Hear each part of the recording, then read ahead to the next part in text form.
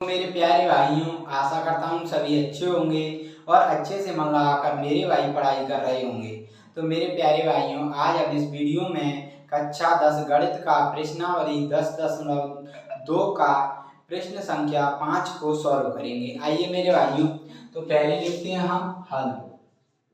अब क्वेश्चन क्या रहा है ये देखो।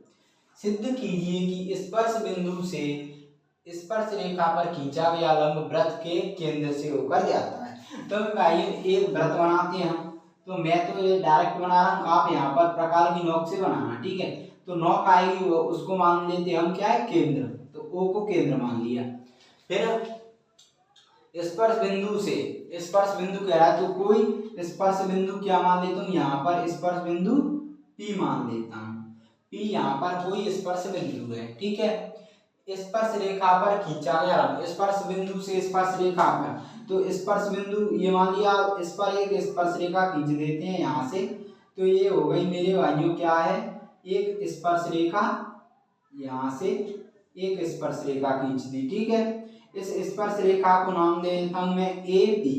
तो ए बी एक स्पर्श रेखा खींच दी बिंदु स्पर्श बिंदु P से, ठीक है। अब फिर क्या, खींचा गया लंब, स्पर्श रेखा पर खींचा गया लंब किससे, स्पर्श बिंदु से वृत्त के केंद्र से होकर जाता है। तो ये कह रहा है स्पर्श रेखा पर बिंदु P से स्पर्श से एक लंब खींचा गया है। तो ये लंब केंद्र से होकर जाता है, ये सिद्ध करना है। तो ये खींच दिया एक लंब, क्या खींच दिया हमने, P से PQ एक लंब खींच दिया, ठीक है। इतना हमें क्वेश्चन में कह रहा है। अब हमें सिद्ध क्या करना है, ये PQ लंब है, ये केंद्र O से होकर जाता है, ये सिद्ध करना है। तो आइए हम लिख लेते हैं हमने क्या क्या किया है। O केंद्र है इसमें, ठीक है। स्पर्श बिंदु P से स्पर्श रेखा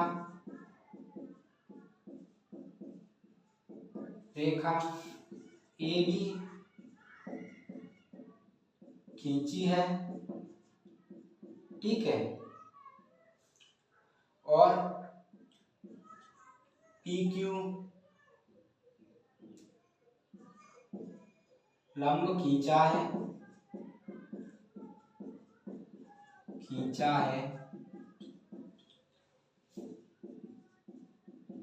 स्पर्श रेखा AB पर। ये सब कुछ हमें दिया है, ठीक है मेरे भाइयों। ये तो क्लियर हुआ। अब हम ऐसा करते हैं, इससे थोड़ी देर के लिए हम मान लेते हैं कि ये PQ ये लंब नहीं है। थोड़ी देर के लिए हम मान लेते हैं कि हमें PQ लंब नहीं है।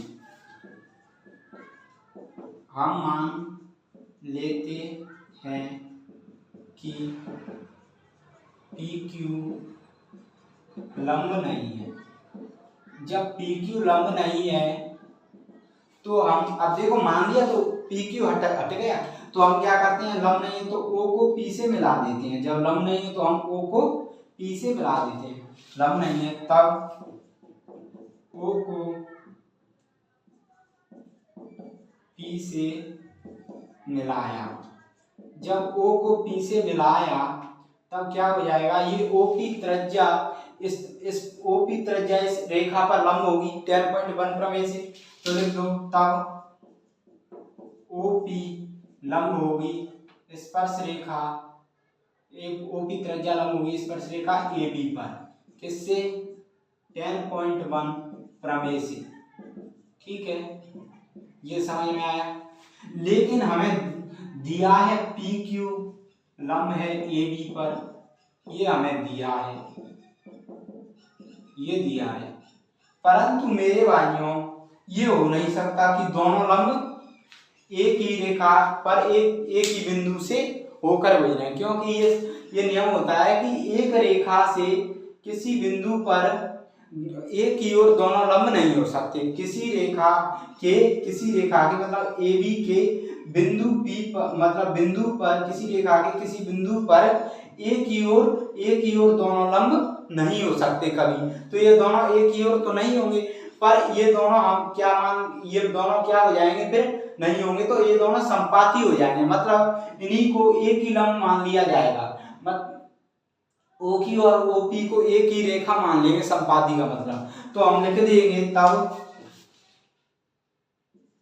एक ही रेखा के किसी बिंदु पर एक ही और एक ही, अब देखो इधर लिख लो, एक ही और दो लंब नहीं हो सकते, तब क्या होगा, तब होगा ओपी और ओक्यू संपाती होंगे, संपाती होंगे, संपाती होंगे। तो ये संपाती होंगे तो मेरे भाइयों ओपी और एक्यू संपाती का मतलब है एक ही होंगे दोनों, तो एक ही होंगे। तो हमसे क्या कह रहा था कि जो पी क्यू है वो केंद्र से उभर जाता है, तो अब तो चला जाएगा क्योंकि एक ही होंगे दोनों। तो ये सिद्ध हो गया हमारा, पी क्यू लंब हो गया ए बी पर, क्योंकि ओपी और पी क्यू क्या है, एक ही होंगे, तब ये हो गया। यही हमें क्या है, सिद्ध करना था, ठीक है। क्योंकि कभी भी दो लंब एक ही और नहीं हो सकते किसी एक रेखा की बिंदु से, ठीक है। तो मेरे भाइयों आशा करता हूँ ये क्वेश्चन आपको अच्छे से समझ में आया होगा।